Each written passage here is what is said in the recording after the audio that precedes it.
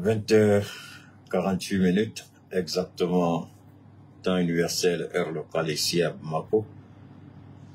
En ce dimanche 8 octobre 2023, nous allons essayer, ce n'est pas évident, mais nous allons essayer de faire un bref rappel tout en décortiquant de façon objective et rationnelle les faits saillants de notre actualité au niveau du Liptako gourmand, au niveau de l'Alliance des États du Sahel. Bien entendu, nous n'allons pas occulter les exploits, les grandes victoires qui ont été réalisées par nos forces armées, nos forces de défense, les FAMA, forces armées du Mali, sans oublier les forces de défense et de sécurité du Burkina Faso appuyées par les VDP. Nous n'oublions pas aussi les forces armées du Niger qui sont en train de réaliser un exploit, malgré le narratif que vous pouvez écouter par-ci par-là, malgré les accusations fallacieuses non fondées, malgré les doutes, malgré les critiques, malgré les menaces de déstabilisation, nous restons sereins, nous restons imperturbables, nous restons sur notre trajectoire. Le cap que nous nous sommes fixés, l'objectif que nous nous sommes fixés, nous restons sur notre objectif. La vie dans le sens que parce qu'on donne une orientation et un objectif à notre vie. Quand on dit aux gens, rêver, ce n'est pas prendre le coussin et puis se coucher dans son lit en train de dormir et puis rêver. Non.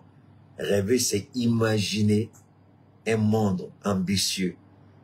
Rêver grand, c'est imaginer. C'est concevoir dans son esprit quelque chose qu'on souhaite, quelque chose qu'on veut réaliser. Et on se donne un objectif à partir du rêve, à partir de la conception spirituelle de la vie matérielle qui sera un fait pragmatique demain. Donc, on conçoit d'abord, c'est comme quelqu'un qui veut construire sa maison. C'est comme quelqu'un qui veut construire sa maison, il fait d'abord un plan. Voilà comment la maison sera faite, tout. Il détermine d'abord le plan. Il y a une conception d'abord spirituelle. On essaie d'imaginer à quoi doit ressembler la maison. En ce qui nous concerne, c'est ça le rêve. Quand Martin Luther King dit « I have a dream, I have a dream, I have a dream ». J'ai fait un rêve, j'ai fait un rêve, j'ai fait un rêve. C'est dans sa pensée objective qu'il conçoit un monde où le blanc et le noir iront dans la même école, monter dans le même bus, fréquenter les mêmes universités, avoir les mêmes droits civiques, politiques. C'est ça le sens de « I have a dream ». Il a conçu, ce n'est pas parce qu'il allait dormir puis il s'est réveillé, il dit « j'ai rêvé ». C'est pas ça. C'est le rêve de voir un monde meilleur, un monde parfait. Alors nous aussi, nous nous donnons les objectifs. Nous avons un rêve pour le Mali. Mais il y a quelque chose d'abord que je voudrais vous expliquer avant de continuer. Salam alaikum wa rahmatullahi ta'ala wa barakatuh. Installez-vous. Nous allons commencer avec force avec Baraka. Et nous allons briser aujourd'hui ce qu'on appelle les stéréotypes. Hein? Nous allons briser les stéréotypes aujourd'hui. Alors, la victoire symbolique, la victoire culturelle, la victoire sociologique, la victoire historique, la victoire politique, la victoire du droit, la victoire de la souveraineté. La présence aujourd'hui des forces armées du Mali, dans le nord du Mali. Mais avant de parler de cette victoire dans le nord du Mali, il y a, ce n'est pas un lapsus. Personne, jusqu'à la date d'aujourd'hui, n'a pris le temps de décortiquer. Et moi-même, c'est tout de suite, quand on avait des petits problèmes là, de connexion, Au moins, j'étais en train de me déconnecter pour nous balancer sur, comment on appelle ça, les forfaits mobiles. Parce que le Wi-Fi, je sais pas, par le Wi-Fi, on m'attaque trop.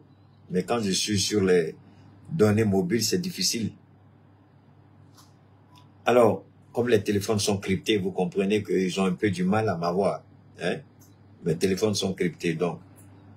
C'est ça aussi la force d'avoir souvent des téléphones intéressants. Alors donc, vous voyez, on dit toujours sur les plateaux de télévision, même certains journalistes se livrent à cela au Mali. Et moi, je suis étonné, jusqu'à présent, on n'a pas porté plainte contre ces journalistes. Quand on dit au nord Mali, il y a des Maliens même qui disent au nord Mali. Au nord Mali, c'est très dangereux. Vous ne vous rendez pas compte de la gravité de la situation quand vous dites au nord Mali. Au nord Mali. Je répète une dernière fois, au nord Mali. C'est grave. Le ministre Diop l'a dit, on ne dit pas au nord Mali, mais on dit le nord du Mali. Mais pourquoi on dit au nord Mali? Je vais vous le développer pour vous.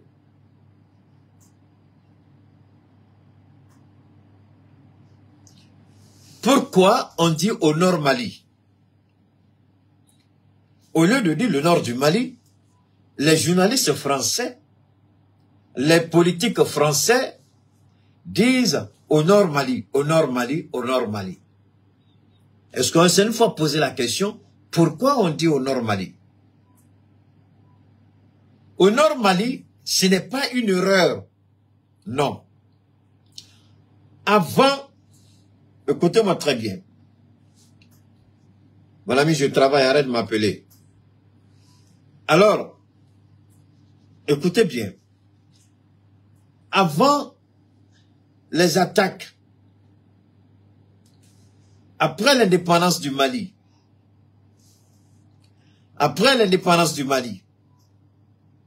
est-ce que vous m'écoutez? Après l'indépendance du Mali, je répète une dernière fois, après l'indépendance du Mali, jusqu'en 2012, on ne disait jamais au nord Mali. Non. On disait toujours dans le nord du Mali. Ne me croyez pas?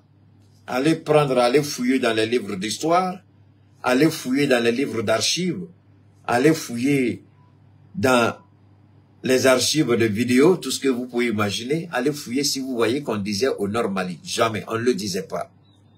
Après l'indépendance, on a toujours appelé Kidal, Tombouctou, Gao, Meneka. Ces régions étaient toujours appelées dans le nord du Mali. Je dis bien dans le nord du Mali ou le nord du Mali. Mais pourquoi soudainement, tout à coup, brusquement, les petits blancs ont commencé à dire le nord Mali. Le nord Mali. En disant le nord Mali, je vais vous faire la révélation. En disant le nord Mali, automatiquement, le nord du Mali n'appartient pas. Parce que quand on dit le fils de Cheikh Oumar Keïta, c'est mon fils biologique. Mais quand on dit le fils Keïta, mais attention, il y a combien de Keïta?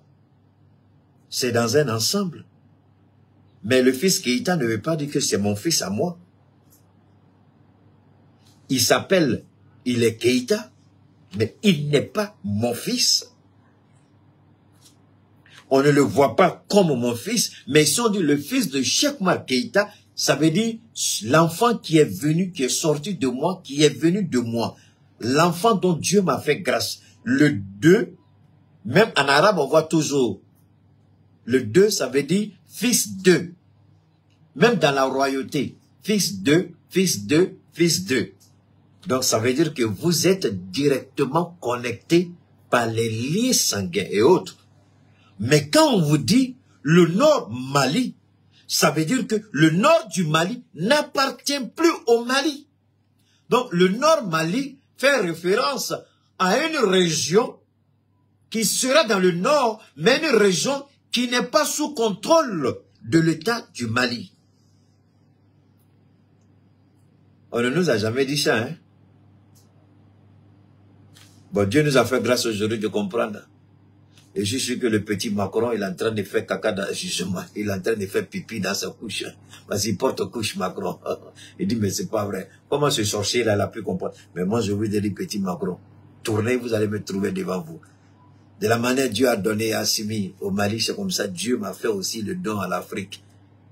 Donc là où tout le monde pense que c'est, je vous dis, c'est les choses les plus simples que là, Dieu éveille mon esprit pour bien comprendre. Les choses les plus simples sont les plus compliquées en réalité. Donc ils n'ont jamais voulu dire le nord du Mali. Le nord qui appartient au Mali. M'ont dit le nord Mali, c'est-à-dire un nord qui est dans une région vers le Mali, mais qui n'appartient pas au Mali.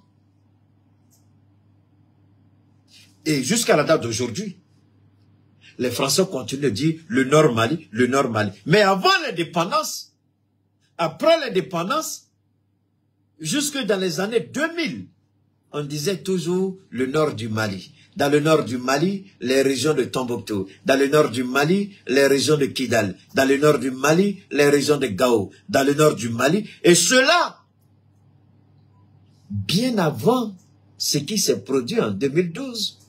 Donc, à partir des événements de 2012, le narratif a changé. Ce n'est plus le nord du Mali, un nord qui appartient au Mali, un nord qui est connecté au Mali, un nord qui fait partie des 1 240 et quelques mille kilomètres carrés. Le petit blanc l'a coupé. Il dit désormais le nord Mali.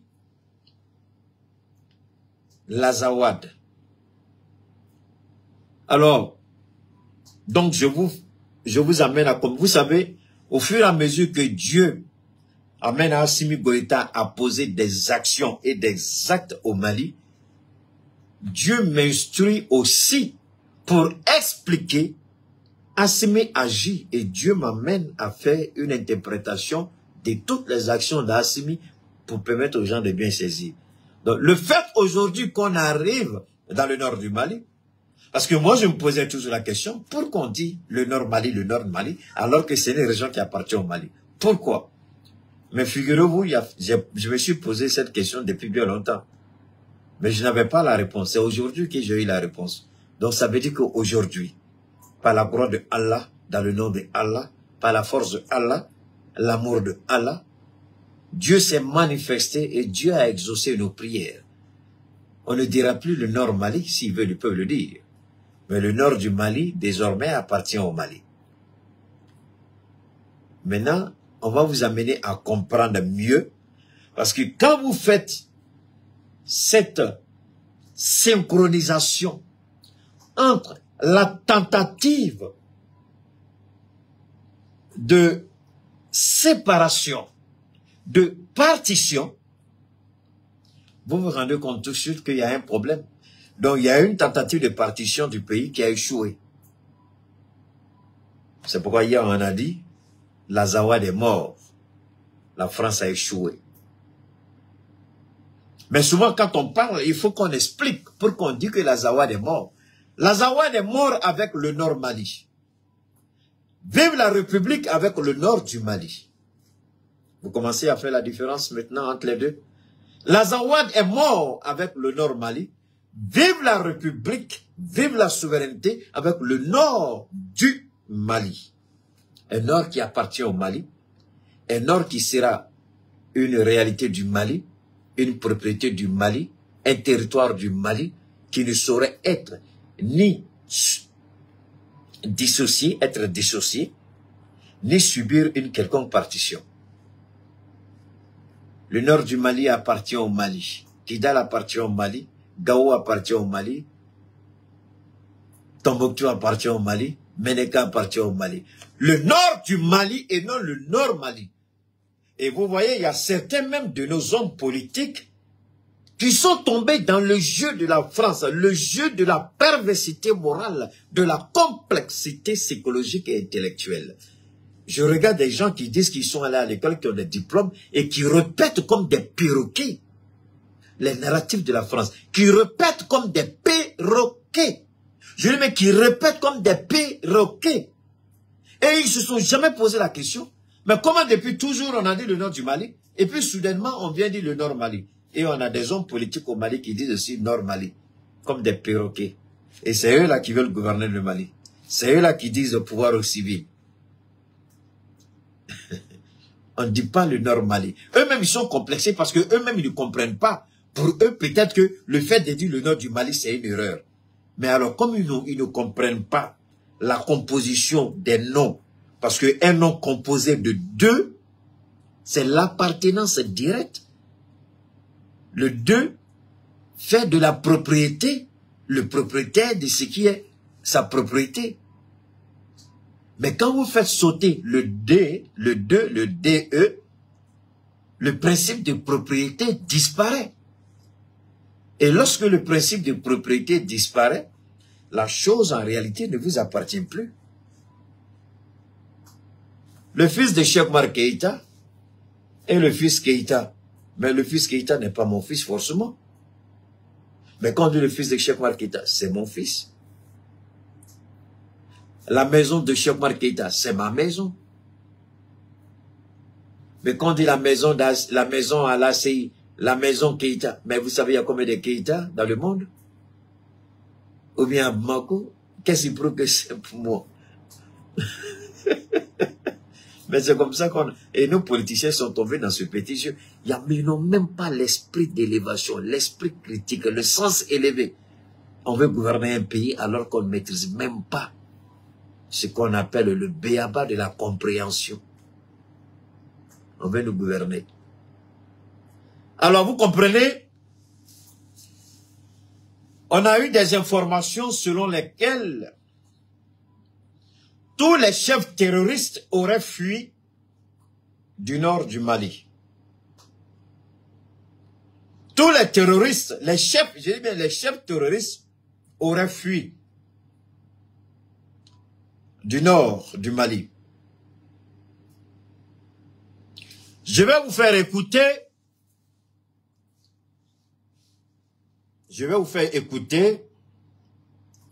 mon, je dirais pas mon homonyme, mais même s'il est homonyme, on est homonyme, mais lui il est, bon, faut pas va se fâcher, je suis son homo quand même. Hein? On va voir, on va écouter, c'est important,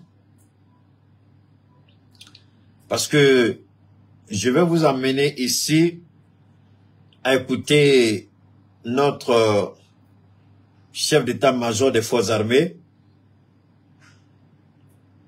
Partagez, je vous en prie, faites monter le mercure. On va écouter ici et puis on va remonter après. Ça me ferait bien plaisir.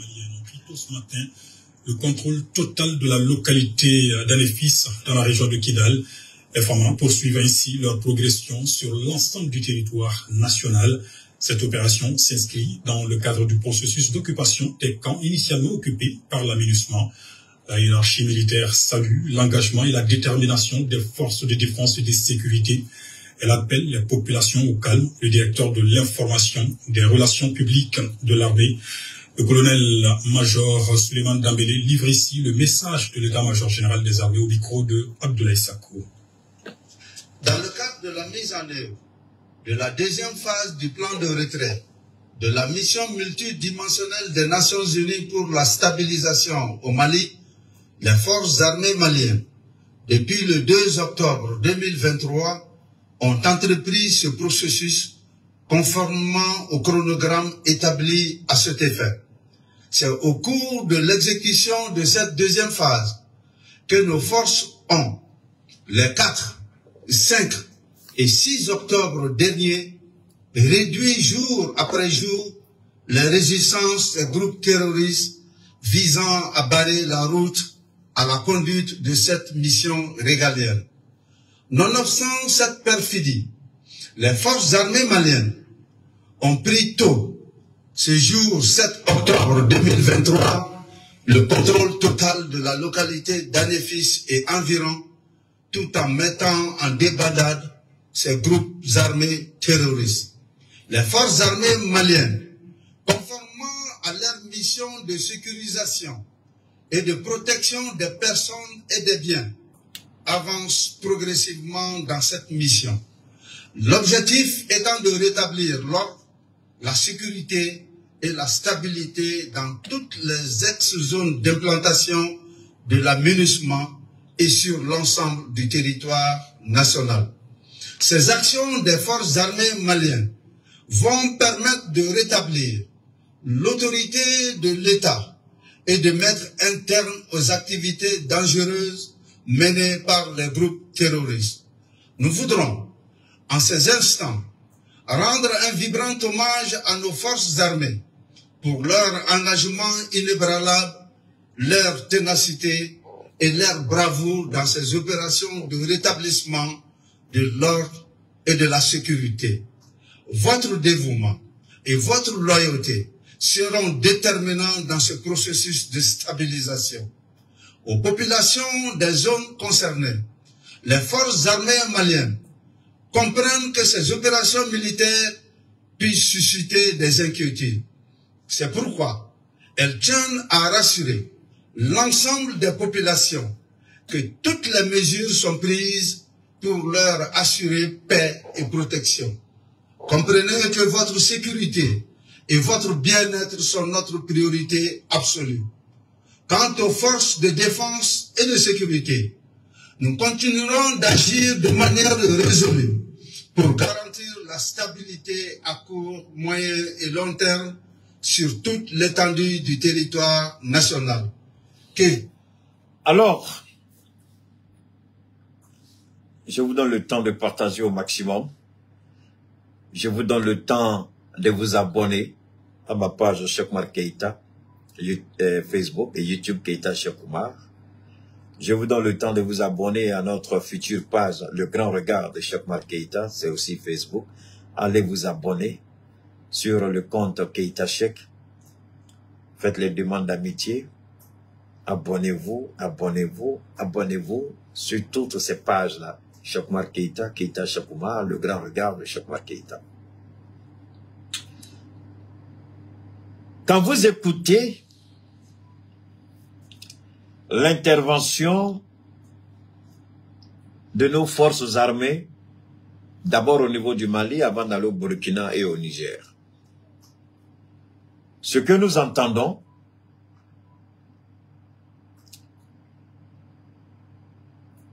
vous comprenez maintenant pourquoi nous avons commencé notre émission, notre intervention, avec une mise au point par rapport à l'appellation abusive. Le nord du Mali est volontairement écorché et on dit le nord Mali. Le nord Mali ne rattache pas du tout Kidal, Tombouctou, Gao, Menenka au Mali comme étant une entité unie, comme étant une entité souveraine, une entité territoriale. Quand on dit le nord Mali, automatiquement on fait allusion à l'Azawad. Donc, comme on n'a pas envie de dire l'Azawad pour énerver ou écorcher nos autorités politiques, on trouve une appellation subtile. On dit le nord Mali. Le nord Mali ne se réfère qu'à l'Azawad tel que conçu par eux. Je répète, quand les journalistes français occidentaux ou encore même certains hommes politiques, certains présidents égarés, Alassane Ouattara le fait, Macky Sall le fait, Patrice Talon le fait. Tous ces présidents pervers et égarés africains, ces indignes fils de l'Afrique égarés, disent le nord Mali. C'est faux, ce n'est pas le nord Mali, c'est le nord du Mali. C'est à défaut d'appeler Azawad qu'on dit le nord Mali. En disant le nord Mali, on fait automatiquement, dans leur pensée, ils font automatiquement allusion à l'Azawad qui est mort. Ça c'est bien compris. Désormais, si quelqu'un vous dit nord Mali, vous dites mon ami, il faut arrêter. Mon pays c'est le Mali, il n'y a pas de nord Mali. Le nord du Mali, il n'y a pas une partie au Mali qu'on appelle nord Mali. Non. Donc quand tu dis nord Mali, là, c'est à l'Azawad, tu fais allusion. Il n'y a pas d'Azawad chez nous. L'Azawad n'existe plus. D'ailleurs, elle n'a jamais existé. Donc ne vous laissez pas berner ni entraîner. On ne dit pas nord Mali. On dit le nord du Mali. Un nord qui appartient au Mali. Un nord qui est une propriété du Mali. Un nord qui est une partie intégrale de l'ensemble de la souveraineté territoriale de l'État du Mali. Donc, Nord Mali, là, c'est faux. C'est une ruse, c'est une malice. Ne tombez pas dans le piège. Maintenant, on continue. Quand vous écoutez ce communiqué des forces de défense et de sécurité du Mali, quand j'ai écouté, la première chose qui me suis venue, dont je me suis rappelé autant pour moi, ce sont les propos de Macron, la première ministre, la ministre des armées coloniales, là, et puis le Cornebeuf, là, il y a un autre ministre Cornebeuf, là. Ils disent toujours, depuis on est parti, recrudescence des attaques terroristes, multiplication des agressions terroristes, blablabla. Bla, bla, bla, bla. Mais alors, posez-vous une question toute honnête et simple. N'aimez pas Assimi Goïta, c'est pas grave. Détestez Cheikh Oumar Keïta, c'est pas un problème. Mais ne détestez pas le messager. Comprenez le fond du message. Alors, que s'est-il passé? Écoutez bien. Ils disent, depuis on est parti. Mais je voudrais vous ramener un peu en arrière encore. Je voudrais vous ramener un peu en arrière, s'il vous plaît. Pour bien comprendre le narratif. Pour comprendre que c'est la France qui finançait, à travers leurs propos, à travers leurs expressions, à travers leurs attitudes, ils ont démontré devant le monde que c'est eux qui renseignaient, qui finançaient, qui équipaient et qui envoyaient les terroristes en mission dans nos États. On va écouter.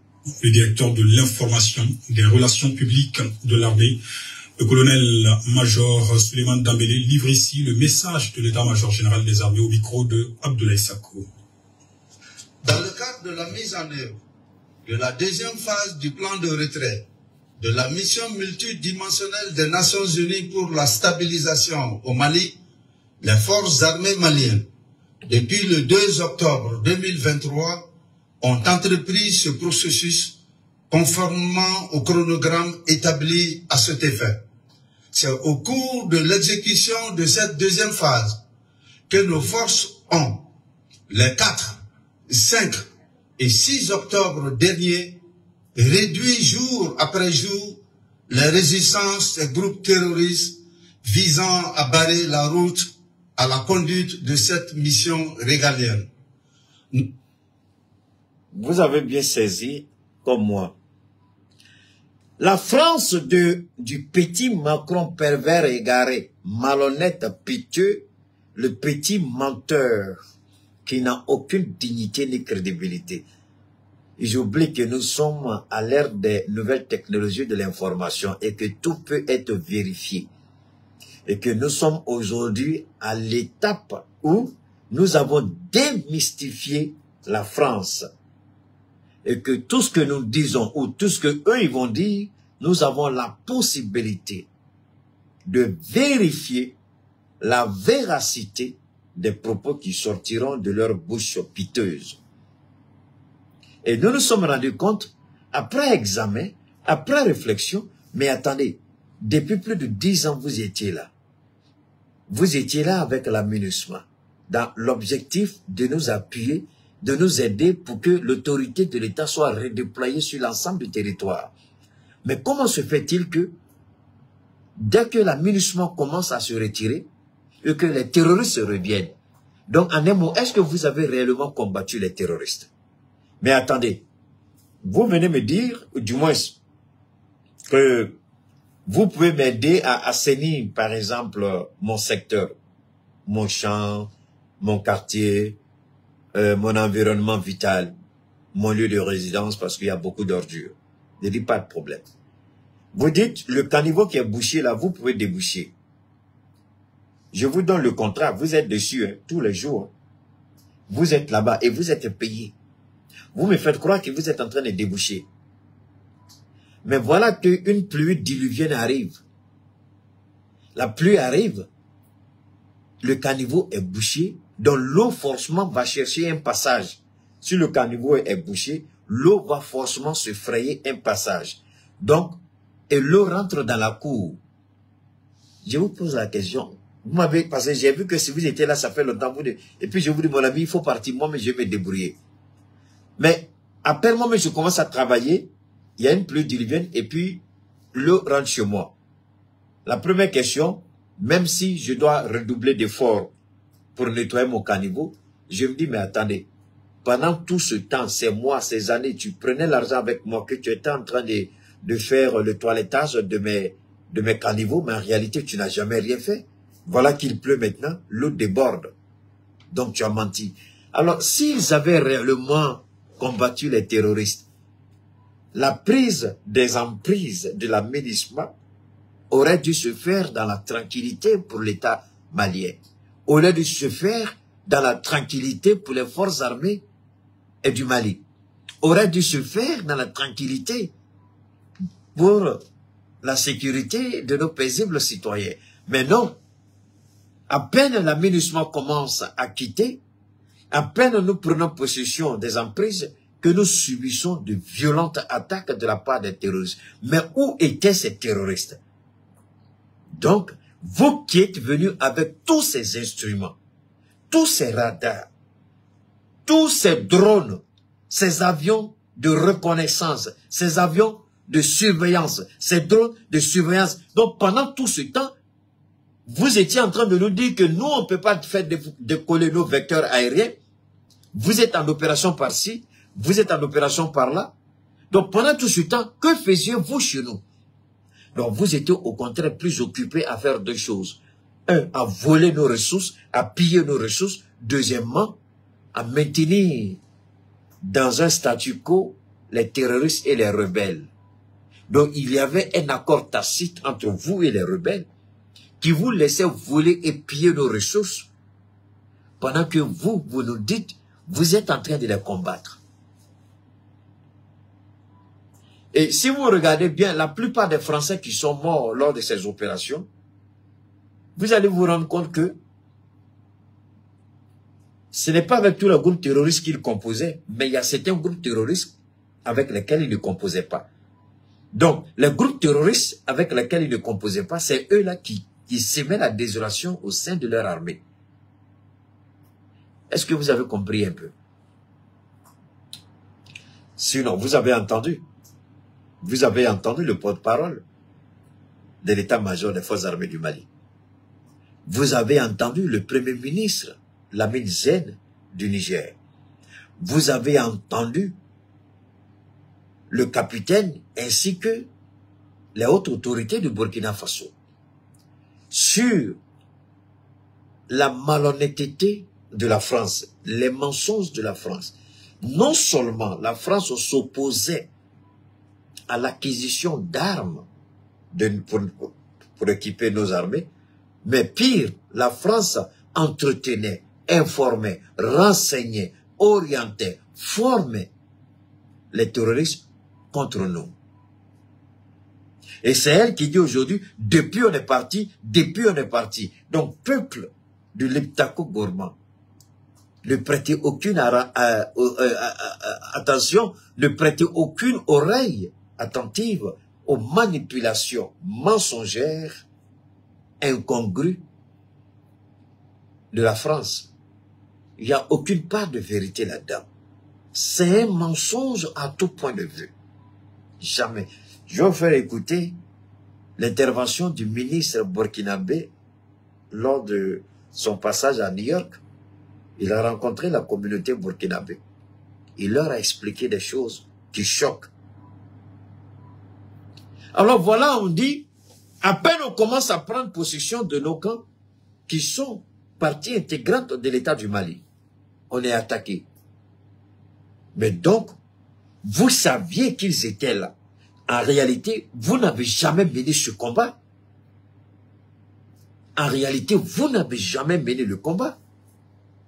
C'est maintenant que le combat contre le terrorisme commence. Ta femme malien est 600 ans de Kelebina Damine. Quel est soum de dos? Français galon tigé. Kou nana kan deme koga bengali kalao kele galon fi 600 de Kelebina Damine. Non le tume ka bengali keleo. Ne ba yini malien dembe fe, frafin dembe fe, ambe kan sigi ka jate mineke. MINUSMA ka talib se kana keni bengali sou jumaïta. Donc au corona, quand nous tombons, on est français, bengali tout le monde nous retient. On te sema, on te sauma. Donc français be kibaria douma, français bou blasera, français be tlatuni ka keleke menan douma. Kamatoni kunyeshi anga sorasuni anga jamana doma, kata baroma. Sinon, ni français tombé ka keleke, ni MINUSMA joro tombé. MINUSMA ka kam platola, obse kana ni bengali chogoni. Non dans ni bengali oba irade. Ko tien te nou, tien dengere te nou chiffre. Iko MINUSMA, iko français o, tien te ou chiffre. Si ça de Mali bina wuli ki jo kaka kele re damne, Mali kele re bina damne 600. Nanyo korean fani mine kele be damne 600 yere de. A kere du fene la barka la date toana. A date toana. Ou vena jamana wara soro kata bengali ke me Mali te Burkina te Niger te. O te ke antouni. C'est ça la réalité. Alors lorsque la France raconte sa petite vie de misère et se met à mentir depuis qu'on est parti, depuis que vous êtes parti. Alors on va continuer à écouter un tout petit peu. Nonobstant cette perfidie, les forces armées maliennes ont pris tôt, ce jour 7 octobre 2023, le contrôle total de la localité d'Anefis et environ, tout en mettant en débandade ces groupes armés terroristes. Ils ont dit,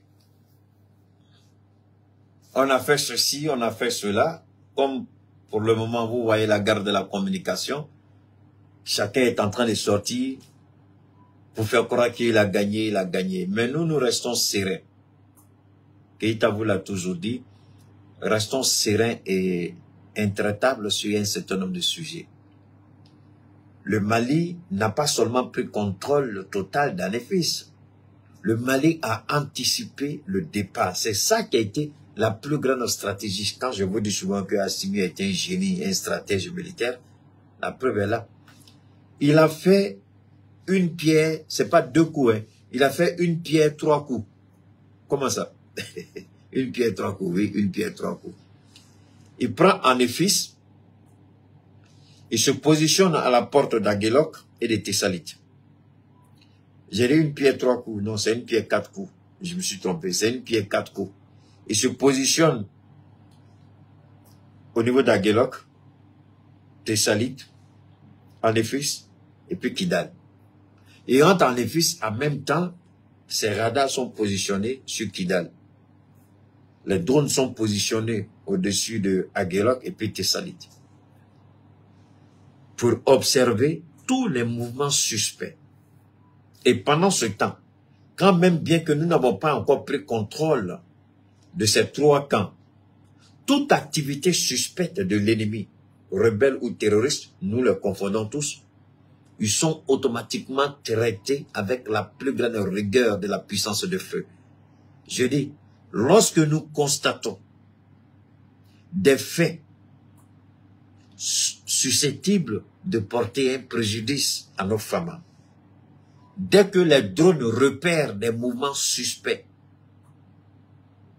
automatiquement, la cible est traitée avec la plus grande rigueur de la puissance de feu dont disposent nos drones.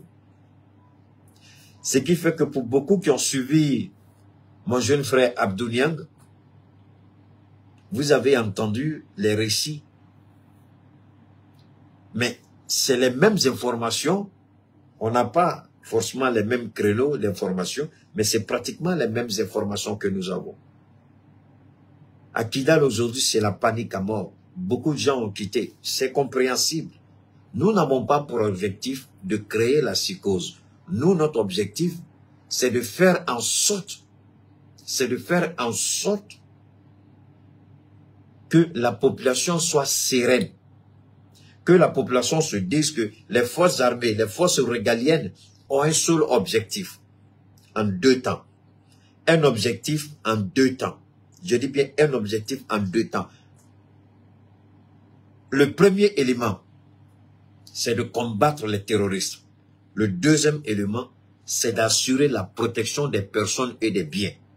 Donc, les Famas n'ont rien contre les populations civiles, ni d'Aguelok, ni de Tessalites, ni de Kidal.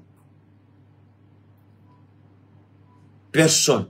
Évidemment, il y a des jeunes gens qui se sont fait alliés de ces terroristes et de ces criminels et rebelles, qui peut-être peuvent craindre pour leur sort, pour leur vie. Peut-être ils diront quand l'armée va rentrer, je serai sûr. Évidemment, la famille peut paniquer, le gars peut paniquer. Mais la chose est toute simple. Assimi Goïta, il a été clair, il le dit. Celui qui dépose les armes, il rentre dans la République. Mais c'est quand vous prenez les armes que vous serez combattus jusqu'à votre dernier retranchement. Vous déposez les armes, vous confessez, on vous amène pour voir d'abord si vous n'avez pas un problème psychologique, parce que ces gens-là, Dieu seul sait, quelle quantité de drogue on vous injecte pour devenir une arme contre vous-même. Ceux qu'on peut aider psychologiquement, on les aide psychologiquement. Donc nous disons à la population que l'armée ne vient pas contre vous. L'armée vient parce que c'est le devoir régalien de l'armée d'être à Kidal et de prendre possession de Kidal pour assurer votre protection et tout ce qui va avec. Donc l'armée ne vient pas comme on veut vous faire croire pour mener la chasse aux sorcières. Non, l'armée ne rentre pas à Kidal pour tuer. Je le dis souvent, chez nous à la maison, la plupart de tous mes frères ont des épouses. Si elle n'est pas de Kidal, elle est de Gao, elle est de Tombouctou. Tous mes petits-neveux qui sont mes enfants, mes nièces qui sont mes enfants, la plupart de eux, si vous prenez sur 5 de mes petits frères, il y a au moins 4 qui ont des femmes qui viennent de là-bas. Donc chez nous même, notre maison s'est remplie de Tombouctou, de Gao, de Meneka, de tout ça, de toutes ces femmes-là. Les Peuls, moi-même ma mère, elle est Peul. Donc on n'a rien contre ces choses-là. C'est des conneries que les gens racontent. C'est des conneries que les gens racontent. Ils font ça pour effrayer la population et utiliser la panique de la population comme une arme de communication négative contre les femmes. Parce qu'en créant cette psychose, en créant la panique, ils vont utiliser cette psychose de la population contre nos forces armées devant ces organisations fantoches, fantasmagoriques, inutiles et inconscientes pour essayer de salir l'image de nos forces de défense et de sécurité. Donc nous le disons à nos parents qui sont à Kidal, c'est absolument faux ce qu'on vous raconte. C'est pas vrai. C'est pas vrai. Mais alors, posez-vous la question, mais toi qui me dis que l'armée va faire ceci, l'armée va faire cela, pourquoi toi-même tu as les armes avec toi? Parce que je ne crois pas qu'une armée va venir t'attaquer, toi qui n'as pas d'armes. Au moins, la formation militaire, on ne va pas attaquer une personne qui n'est pas en légitime défense, une personne qui n'a aucune arme. Pourquoi on va l'attaquer? Mais au contraire, aujourd'hui, à Kidal, les gens acclament le retour des forces armées. Vous savez pourquoi? Les gens de Kidal, ces voyous, ces vauriens, ces criminels, ces violeurs de femmes,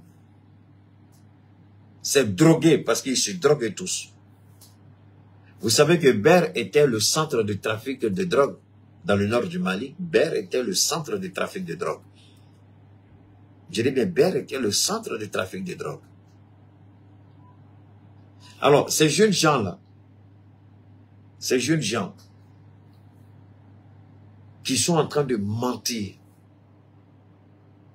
mais pourquoi ils ne déposent pas les armes? Mais alors, ce qui s'est passé, comme l'a si bien dit le communiqué de l'état-major des forces armées du Mali, imaginez, depuis le 2 et 4 octobre, le Mali a lancé ses opérations.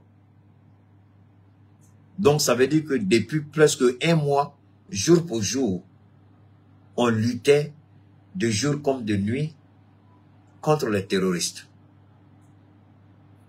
Il a dit depuis le 2, hein,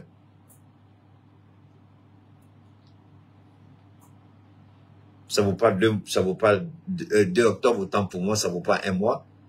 Je m'en excuse. Depuis le 2, 4, nous sommes aujourd'hui le combien? Bien avant, ouais, bien avant ça, je crois. C'est bien avant le mois d'octobre. Regardons un peu de près. Que s'est-il passé pendant tout ce temps comme vous avez vu l'attaque contre le bateau de Tombouctou. Vous avez vu l'attaque de Ber. Vous avez vu les autres attaques, Borem, Bamba, je crois, Bumba ou Bamba, un truc comme ça. Toutes ces régions où on a été attaqué, nos forces armées ont été attaquées. Vous les avez vus dire qu'on a récupéré deux blindés, ils ont montré des images, vous les avez vus. C'est pourquoi à un moment donné, je disais aux gens, faites beaucoup attention. En matière de communication, c'est très dangereux. Vous travaillez contre votre pays sans vous en rendre compte. Mais aujourd'hui, là, on ne voit plus d'images, mais au lieu de montrer leurs exploits, non, parce qu'il n'y en a pas en réalité. Maintenant, ils jouent sur la psychologie de la population. Une panique de masse. Les gens, ceux qui se sont opposés aux forces armées, qui ont subi les frappes de nos drones, je vous ai dit que beaucoup, vous vous rappelez de ce que je vous avais dit? Depuis le mois d'août, non, merci beaucoup. Vous vous rappelez de ce que j'avais dit? Vous vous rappelez de ce que j'avais dit? J'ai dit la puissance de feu du Mali. Il y a des gens, quand on va les frapper, on ne pourra même pas, c'est-à-dire là où le drone va les frapper, ou nos hélicos, ou nos avions de combat, là où on va les frapper sera leur tombe. Parce qu'on ne pourra même pas récupérer une partie de leur corps. Ils seront confondus à la terre. Mais c'est ce qui est arrivé. Et ils ont fait tout pour ne pas qu'on montre les images de leurs soldats.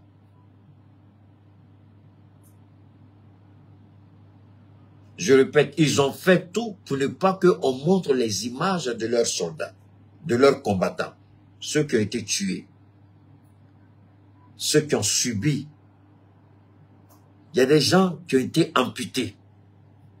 L'explosion, les frappes des drones ont amputé certaines personnes. Il y a des gens qui ont perdu les 2 membres inférieurs. Mais je vais vous dire une chose qui est aussi vraie. Quand ils se sont attaqués aux Russes, ils ont tué, je crois, 2 ou 3 soldats russes, je ne sais pas trop combien. Mais effectivement, ce que les Russes ont fait, moi j'ai eu les échos, ce que les Russes ont fait, ils les ont tués d'une manière, de la pire manière que vous pouvez imaginer. Tout ce que les Russes ont attrapé, ils les ont liquidés et ils les ont décapités de façon désastreuse. Je ne peux même pas vous décrire comment les Russes les ont tués. Je ne veux pas qu'on m'attaque ici. Donc, la manière dont les Russes les ont tués, ça a créé une panique chez eux. Eux se disaient criminels. À Guélok, la manière dont on tuait nos soldats en 2012, pour eux, c'était la pire façon de tuer. Mais ils n'avaient pas encore vu qu'un Russe énervé, sa façon de tuer, n'a rien à voir avec un Noir. La manière dont les Russes les ont dépecés avant de les tuer, ça a créé la panique. C'est la raison pour laquelle beaucoup ont fui. Ils disent, je ne souhaitent pas que les Russes viennent les trouver à Kidal. Mais les Russes, ils sont avec nous. Ils font partie, c'est une coopération que nous avons signée avec eux. On a signé un accord de défense avec la Russie. Les terroristes ne sont pas de simples terroristes, ce sont des gens qui sont entraînés, équipés, informés et renseignés par l'ennemi, la France. Donc nous, tous les moyens pour nous aider à venir à bout de ces terroristes-là, nous allons les utiliser. Et c'est ce que nous faisons. L'objectif n'est pas de créer, pour nous, en ce qui me concerne, mais nous avons le droit et les femmes ont le devoir régalien de lever le drapeau du Mali sur l'ensemble du territoire malien. c'est un devoir sacré qui va souvent avec le sacrifice ultime. Et aujourd'hui, ils sont à Kidal.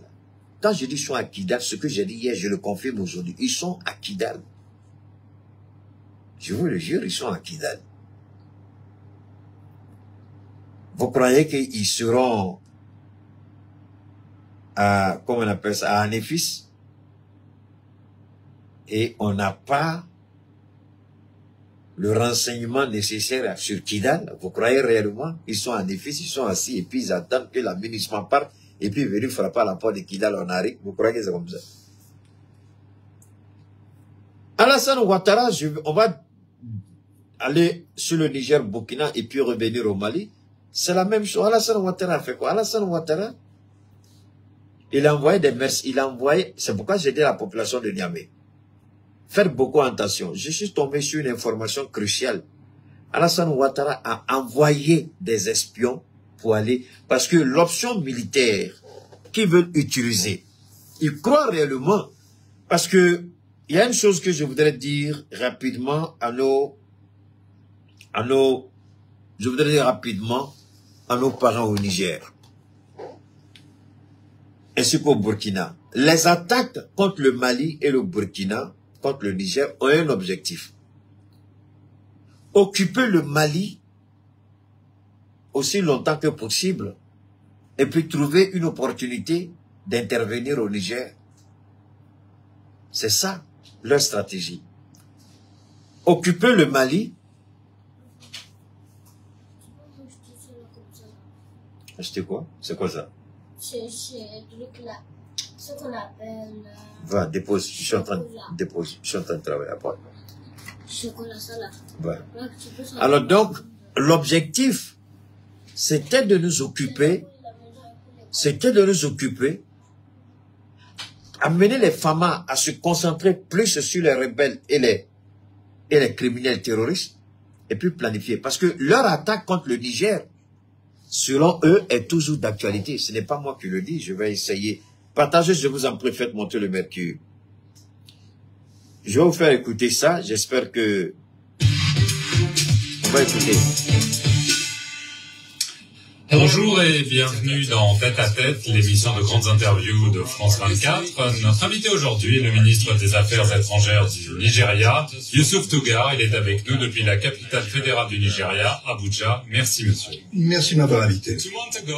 Il y a 2 mois, au Niger voisin, un coup d'État a eu lieu.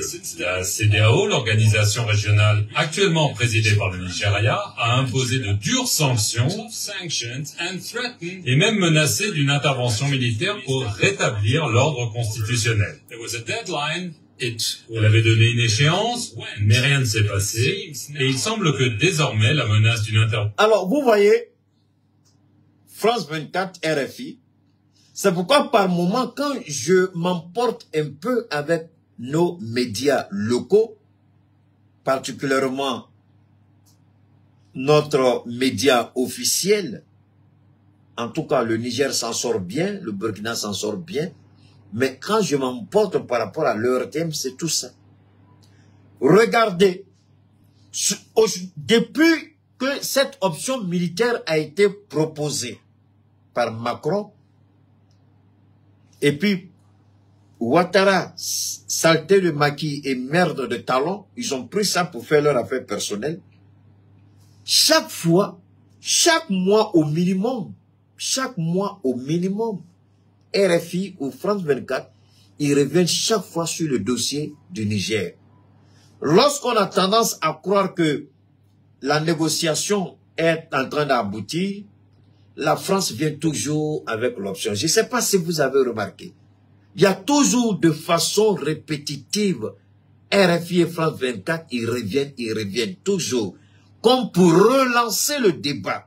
Comme pour dire, attention, vous avez dit, il y aura option militaire. On attend l'option militaire. On attend l'option militaire. Mais ils viennent, comme c'est des professionnels du métier, ils viennent avec des idées, mais il faut vraiment avoir un esprit lucide pour comprendre le jeu perfide de France 24 et RFI. Donc chaque fois, ils reviennent pour relancer le dossier militaire. et l'idiot de petit ministre. Et c'est ça qui est un peu, quand je dis le complexe d'infériorité, tant qu'on ne va pas tuer le complexe d'infériorité, alors que c'est très simple. Tu poses cette question, il dit, mais pourquoi toi tu insistes sur l'option militaire? Pour le moment, on est en train de négocier, et jusqu'à preuve du contraire, l'option militaire, ça c'est à côté. Ce n'est pas à l'ordre du jour maintenant. Mais comme le petit noir est complexé, est ridicule, le petit poste de ministre, quand on a ça, on croit que c'est la fin du monde. On se trouve devant des merdiques de journalistes rechemisés qui n'en valent pas la peine, dont l'intelligence est décapitée par la moralité insidieuse. Alors on se laisse manipuler, on dit du n'importe quoi. Sinon la réponse à un petit journaliste minable comme ça, elle est tout simple. Pourquoi vous voulez chaque fois relancer le débat sur l'intervention militaire? La France les envoie. Ce sont des envoyés de Paris. Macron a été clair. Imposons notre narratif. Sinon, après l'intervention d'Emmanuel Macron, lorsqu'il a dit, on a pris acte, il y a un gouvernement de fait. Mais c'est terminé. Mais pourquoi la France revient après l'intervention de Macron et remet sur la table la question de l'option militaire? Et ils font tout. Cette fois-ci, c'est du côté du Nigeria, puisque c'est le Nigeria qui semble bloqué. Et que Alassane est déterminé, Macky Sall est déterminé, la chaussure de pantalon hésite. Donc maintenant, il faut aller du côté du Nigeria où on hésite. Il faut aller réactiver le dossier du côté du Nigeria. Est-ce que vous commencez à comprendre un peu? Quand on dit la France-Afrique, c'est fini là. Quand on dit on ne veut pas s'ingérer là. Mais tout ça, ce sont des ramifications de la France-Afrique. Tout ça, ce sont les ramifications de l'ingérence française dans la gestion de la crise africaine. Est-ce que nos journalistes se permettent d'interpeller un journaliste français, un journaliste européen sur la situation en Ukraine? Depuis quand nos journalistes ont eu le courage, la force, la capacité intellectuelle d'interroger un président européen sur la crise en Ukraine, la guerre en Ukraine? Quel journaliste africain a appelé un ministre français pour lui poser la question? À Bruno Le Maire, mais vous avez dit que vous allez mettre l'économie de la Russie en genoux. Jusqu'à présent, on ne comprend pas. Mais attendez, ou bien on n'a pas de journalistes assez courageux. Ah, ils ont oublié, ils n'ont pas encore fini de porter les vieux costumes qui sont chargés de cafards là. Les vieux costumes autant pour moi, qu'on envoie dans les, à Docaflé qu'on envoie là. Et puis ils vont porter les vieux costumes là, avec les cafards, les trouver partout. Ils vont s'asseoir sur les plateaux de télé avec des chaussures qui sont déjà, dont le bas est déjà aplati. Des chaussures sales, des paires de chaussettes trouées, ils vont s'asseoir sur les plateaux de télé pour raconter leur vie misérable et miséreuse. Ils ne peuvent même pas poser la question à Bruno Le Maire. Tu as dit que tu vas mettre l'économie de la Russie à genoux. Comment se fait-il que l'économie de la Russie n'est pas encore à genoux? Voilà un sujet de préoccupation pour la France. Pourquoi la France ne répond pas à ça? Pourquoi des journalistes ne posent pas cette question à Emmanuel Macron? L'économie de la Russie n'est pas encore à genoux. Alors, vous avez échoué à mettre l'économie de la Russie à genoux. Pourquoi c'est en Afrique que vous voulez créer la guerre? Et des idiots ministres comme le ministre du Nigeria se prêtent à ce jeu perfide. Pourquoi? Est-ce que ça là c'est compliqué à comprendre? Bruno Le Maire n'a pas dit qu'ils vont mettre l'économie de la Russie à genoux. Ils n'ont pas dit qu'ils vont couper, comment on appelle ça, le trésor de guerre de la Russie, c'est son économie. Ils n'ont pas dit qu'ils ont réussi. Mais posez-leur la question. Pourquoi c'est la guerre au Niger qui les intéresse tant? Parce qu'on a des minables journalistes, des crétins journalistes, des idiots journalistes qui n'en valent même pas la peine. Souvent, tu les rencontres, même la chaussure, même ils portent même, ils te font pitié. C'est eux, là, ils prennent leur plume là pour insulter nos chefs d'État. C'est eux, là, ils savent dénigrer. Mais là où il faut élever le nom de l'Afrique, on ne les voit pas. Là où il faut élever la dignité de l'Afrique, on ne les voit pas.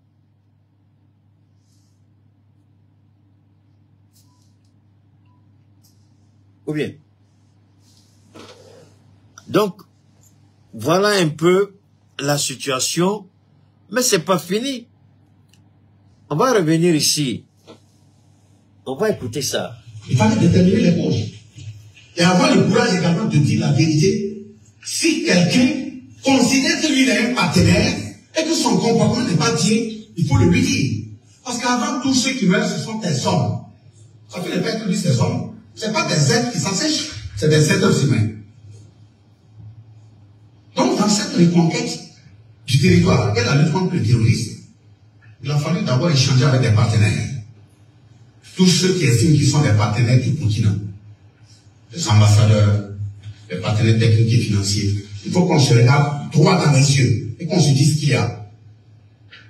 Parce que l'histoire, qui maîtrise, nous aussi on a étudié les mêmes bouquins. Voyons sur l'histoire. On a dit, mais il y a un certain type de comportement qu'on ne comprend pas.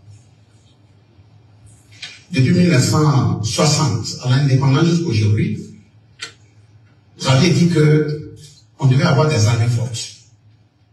Mais c'est qu'on constate. Vous êtes toujours dans les centres de décision où il y a l'armée, où il y a la gendarmerie, où il y a la police, et rien ne va. Et vous dites que quand on doit payer des armes nous, pour nous défendre, il faudrait qu'on passe par la CEDEAO, l'Union africaine, et on vienne chez vous. Même si on doit aller payer ailleurs, il faut que vous vous validiez avant d'aller acheter. Et nous, vous attendons dans ça, parce que vous menacez en dessous en disant, si on ne respecte pas ce que vous voulez là, vous pouvez faire des assassinats. Oui, des assassinats, il faut faire. Voilà un officiel du gouvernement du Burkina Faso. Vous voyez, la CEDEAO, pour que nous, Mali, Burkina, Niger, on achète nos armes, on passe par la CEDEAO, où la France a installé ses pions, ses hommes de main, au cas où on a acheté les armes, et que c'est validé, c'est chez eux qu'on a acheté. On va passer à l'Union africaine, et ensuite la France a le dernier mot. Donc la France a mis ses pions au sein de la CEDEAO, des gens comme le minable, ridicule président dont la mort pitoyable va surprendre le monde, Alassane Ouattara, la saleté de Macky et la merde de Talon. Voilà des gens qui ont été placés au sein de la CEDEAO pour veiller aux intérêts de la France, pas aux intérêts du continent, pas aux intérêts de leur peuple, mais aux intérêts de la France. L'Union africaine, c'est la même chose. Et ensuite, Paris décide ce qu'on peut ou ce qu'on ne peut pas acheter. Le Mali a été victime. Le Burkina a été victime. Comme à l'époque, le Niger était dans leur grâce, le Niger n'a pas connu trop ce que nous avons vécu. Mais aujourd'hui, le Niger commence à comprendre cela. Alhamdulillah.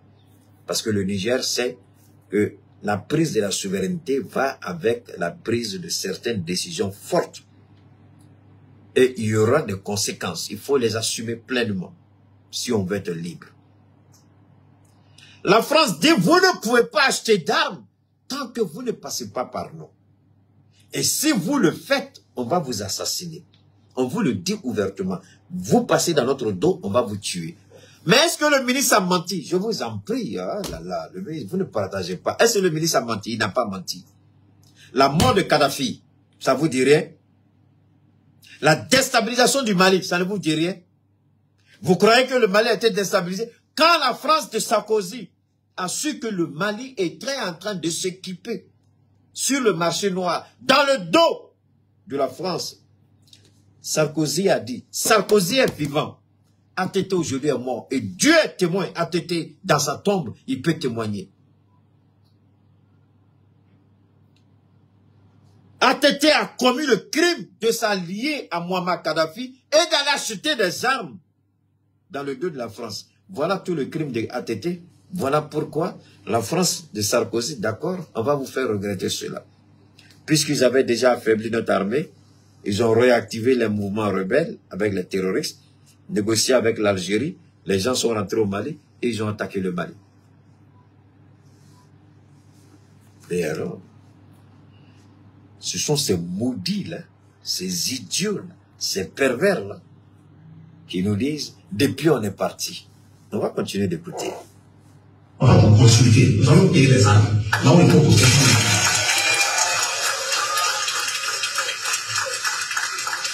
On ne peut pas admettre que pendant une lutte, tu arrives dans une unité militaire ou de gendarmerie. Moi, les premières régions que j'ai faites, c'est la région de l'Est. Écoutez bien. Ougandais, Kiela, Djapaga, Palma, Okenga. Vous arrivez expressement dans une gendarmerie ou un commissariat. Vous trouvez les gens, ils sont 6 policiers, 2 kalash. Vous avez entendu? 6 policiers, 2 kalash. 6 policiers, 2 kalachnikovs. Ça veut dire que il faudrait que quand l'autre est fatigué, là, que l'autre prenne personne à un fusil. Et même pendant la lutte, juste en 2015, 2016, 2017, 2018, jusqu'à 2020, dans certaines interventions même militaires, tu vas aller, on dit dans telle région des militaires, la gendarmerie doit aller intervenir. Elle peut pas. Il faut aller louer des fusils dans un pays. On vient faire l'opération, on nettoie, on remet. Vous avez entendu? Alors, c'est cette merde de France, ces idiots-là. C'est eux-là qui disent, depuis qu'ils sont partis, voilà ce qu'ils font dans notre pays. Voilà ce qu'ils font dans nos États. Et quand je vois des Africains, des Burkinabés, des Maliens, des Nigériens se lever et dire que transition civile, et Ibrahim n'a pas passé par 4 chemins.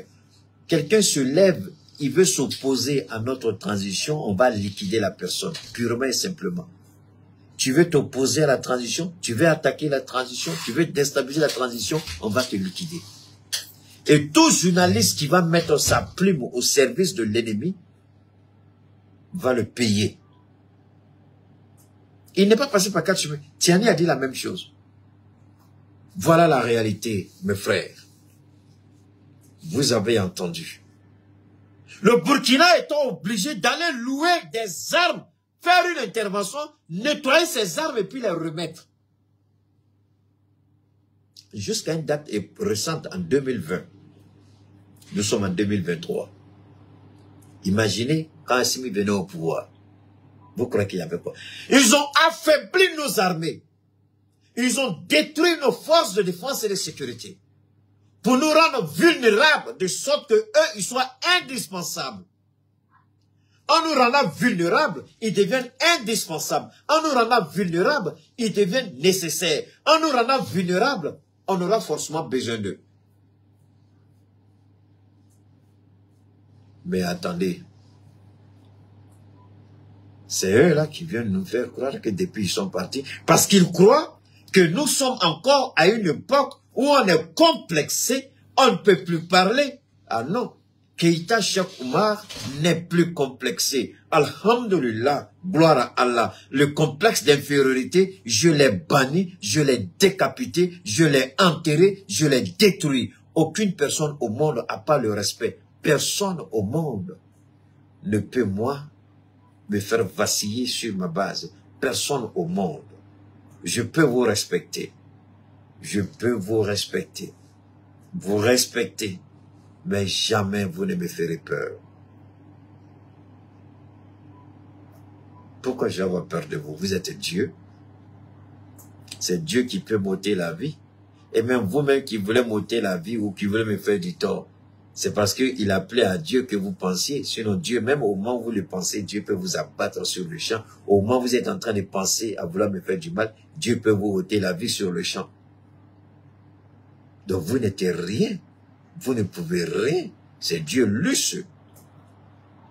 Je prends mon bic, j'écris, je peux te faire ça. Ton bic, c'est parce qu'il y a encore tes nerfs, tes muscles répondent à ton cerveau. C'est parce que quand le cerveau donne l'ordre, les muscles et les nerfs obéissent. Quand Dieu paralyse les muscles et les nerfs, quelle main tu vas prendre pour utiliser ton bic et puis attaquer quelqu'un? Alors, vous ne valez rien, vous n'avez rien compris encore de ce que c'est que la force de Dieu. Ton bic, et si Dieu t'ôte la vie, quelle vision tu auras pour voir ton bic? Dieu te paralyse, avec quelle main tu prends ton bic? Dieu te rend aveugle. Avec quel visu tu vas signer quoi? Dieu te coupe le souffle de vie. Tu peux tenir encore?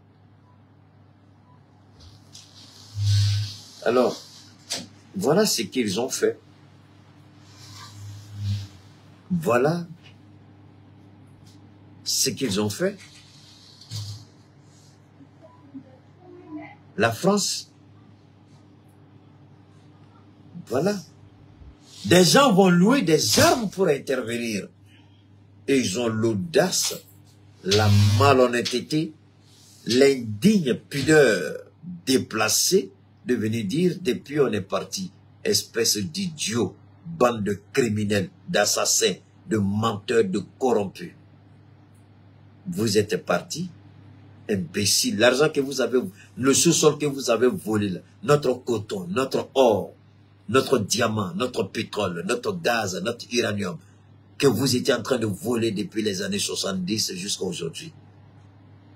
Vous croyez que qui perd dans cette relation si vous partez, avec autant de partenaires diversifiés à travers le monde? Vous n'êtes pas le seul pays au monde à utiliser l'énergie nucléaire. Nous pouvons produire nous-mêmes notre propre énergie nucléaire. Mais avec l'aide de la Russie, il suffit d'installer 2 centrales nucléaires, c'est fini. Les 3 pays du Liptako Gourmand, nous, on va vendre l'énergie à tous les pays de la CEDEAO. Il suffit d'installer notre centrale. Nous, on va vendre l'énergie à tous les pays de la CEDEAO, y compris le Nigeria.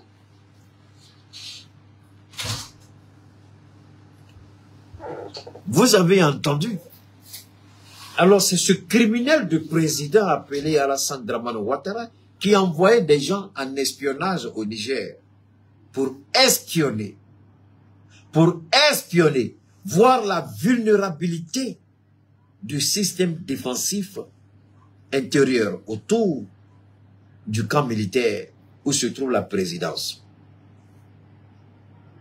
On va développer ça un autre jour. Je voudrais revenir rapidement pour dire au peuple du Mali, l'armée continue de gagner, l'armée continue de prendre possession, et l'armée, le Mali ne quittera plus jamais le nord du Mali, Inch'Allah, avec l'aide de Dieu. On ne quittera plus jamais le nord du Mali. On ne quittera plus jamais le nord du Mali. Et ne dites plus jamais nord Mali, parce que c'est une insulte. Quand vous dites nord Mali, vous insultez le Mali, vous divisez le Mali à travers vos propos. On dit le nord du Mali. Plus jamais nord Mali, mais le nord du Mali. Parce que c'est un nord qui appartient au Mali, qui est intégré au Mali, qui fait partie du Mali. Donc ne dites plus jamais nord Mali. C'est une technique que la France veut imposer dans son narratif par rapport à l'Azawad. Je vous ai expliqué. Ceux qui n'ont pas compris, après le direct, allez-y, prendre le direct encore, et puis vous allez voir, j'ai fait une très belle analyse là-dessus. Vous pouvez encore réécouter la différence entre Nord Mali et Nord du Mali. J'ai bien développé, vous pouvez vous retrouver. Il est important pour nous, donnons-nous la main. Nos forces armées sont en train de gagner. Mais en même temps, n'oubliez pas, ceux qui sont en train de tomber, il faut qu'on garde en esprit qu'ils laissent des veuves derrière et des orphelins derrière. Ils nous ont confié leur famille avant de partir. Si vous êtes voisin avec un militaire qui est mort au front, si vous pouvez de temps en temps apporter de l'aide à son épouse, à ses enfants, faites-le.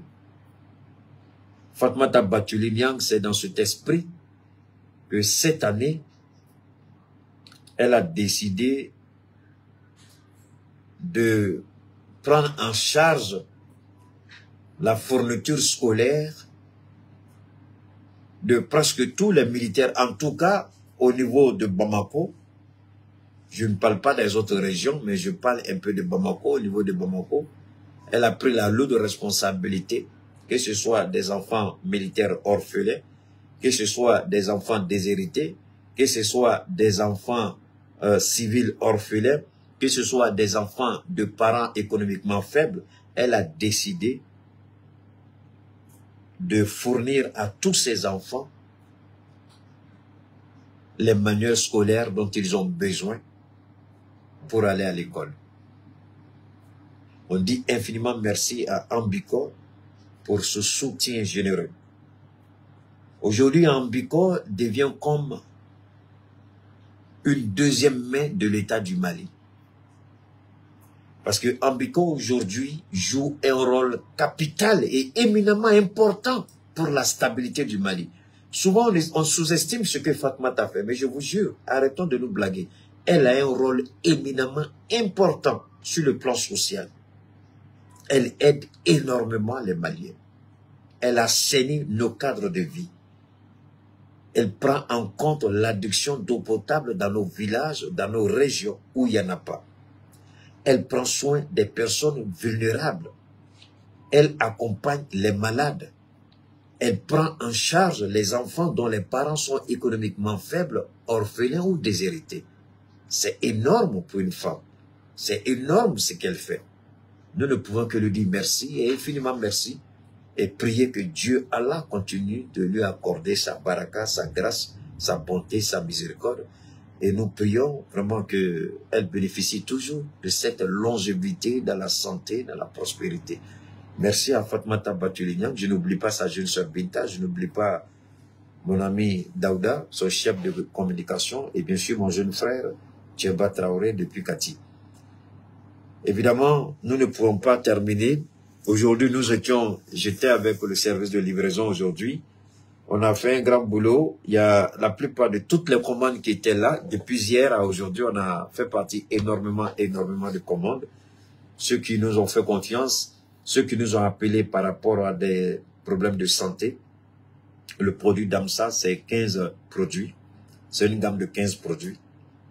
Quelle que soit votre infection, votre pathologie, quelle que soit la durée, quel que soit ce que les médecins vous ont dit, nous ne sommes pas des magiciens. J'entends souvent les gens dire médicaments traditionnels, médicaments. Mais les gens, ils oublient une chose. Même les médicaments, même l'industrie pharmaceutique dans le monde, c'est à base de plantes, mais seulement ils mélangent des produits chimiques dedans pour donner autre coloration, pour donner tel goût. Ils mélangent trop de produits. Nous ne sommes pas des traditionalistes, mais nous sommes des naturothérapeutes. Voilà, naturothérapeute, c'est différent. Hein? On soigne à base de plantes. On soigne à base de plantes, uniquement de plantes, sans additifs, sans microbes, sans drogue, sans produits chimiques. Uniquement à base de plantes. Le traitement, il est 100% bio, 100% naturel. Voilà pourquoi je dis le naturothérapeute. Donc, il soigne par la médecine naturelle. Il soigne par les plantes. L'Africain a tendance à dire traditionnel, bon, c'est un lapsus, mais il faut laisser ça comme ça. On est habitué à dire ça, sinon ce n'est pas réellement ça. Alors donc, pour ceux qui ont des problèmes au niveau de la libido, ceux qui ont des problèmes, je parle des hommes, ceux qui ont des problèmes au niveau de la prostate, ceux qui ont la maladie de Parkinson, ceux qui ont des problèmes de visibilité, de mobilité, ceux qui ont fait un AVC, ceux qui ont un cancer, ceux qui ont la drépanocytose, l'arthrose, ceux qui souffrent de maladies sanguines au niveau du système immunitaire de défense, ceux qui ont les cellules qui sont des cellules mortes, qui ont des spermatozoïdes qui sont morts, inactifs, qui sont lents ou paresseux. Le DAMSA est là pour apporter des corrections. Là où il y a anomalie, pathologie, infection, dysfonctionnement sexuel et autres, nous sommes là pour vous aider, nous sommes là pour vous accompagner, nous sommes là pour vous proposer nos services. Dites-nous exactement ce dont vous souffrez, dites-nous exactement ce dont vous avez besoin, dites-nous exactement quelle est la nature de votre infection, de votre pathologie. Alors on se fera un devoir de vous dire exactement ce dont vous avez besoin. Voilà, mais on ne peut pas comme ça. C'est toujours bon. C'est toujours bon de partager ces informations-là, mais il est bon aussi d'écouter n'est-ce pas, le message de Suleiman Sanogo, c'est important. On va l'écouter et puis...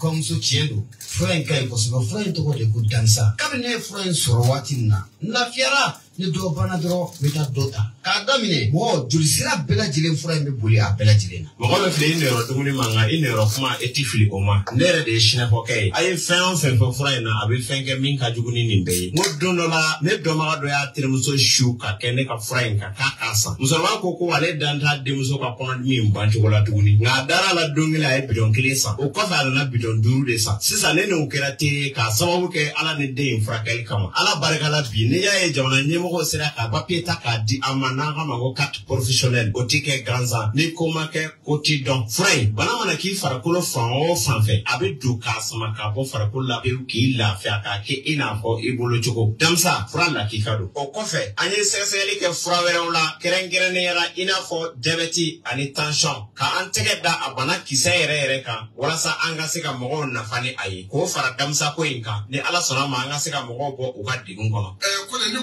Mi Palmake, I can't go to Sira Obesro, Dore, Imogobala, Amanake, Munyo, Froku, Fortasi Mogorema, Ibseka Snafoke Kaira Willy, 75 01 63 95, Walma 66 11 78 49. Nova Glemama, Ibseki Sefa Bilibili Katami, Janglabu, Polofantra et Reflala, Yama Snafoke in Alike Mamala, Bella Jilima. Alors, vous avez entendu, je vais vous laisser mon contact. Pour ceux qui ont des difficultés pour s'exprimer en Bambara, vous pouvez me contacter directement, Cheikh Oumar Keïta, au 72 77 47 88. 72 77 47 88. Ceux qui veulent des informations, comme je dis, le Damsa, c'est 15 produits. Donc, si vous appelez, ce sera intéressant de laisser un message. C'est professionnel, ça laisse des traces. Un message écrit ou un message vocal détaillé sur votre situation sanitaire pour nous dire exactement voilà ce dont vous souffrez. Et nous, on vous propose le traitement qui va avec les frais de livraison. Il y a les frais de livraison CDAO, puis il y a les frais de livraison Europe, Canada, États-Unis, ça dépend. D'accord? Donc, on garde le contact. C'est Cheikh Oumar Keïta toujours. Si vous avez besoin de plus d'informations à partir des éléments fournis sur votre état de santé, donc les moyens de paiement, les systèmes de paiement, tout ça, on vous donne les informations, ce dont vous avez besoin pour pouvoir faire votre transfert ou pouvoir faire des dépôts. Et ensuite, nous, on se charge de vous livrer vos produits, quel que soit votre lieu de résidence, quel que soit le continent. Une dernière fois, c'est le 72 77 47 88. D'ici là, portez-vous bien. Que Dieu bénisse le Mali, le Liptako Gourma, chacun de vous et chacun de nous. Que Dieu nous accompagne. Bon début de semaine, Inch'Allah, sous la gloire de Dieu. Merci, à très bientôt.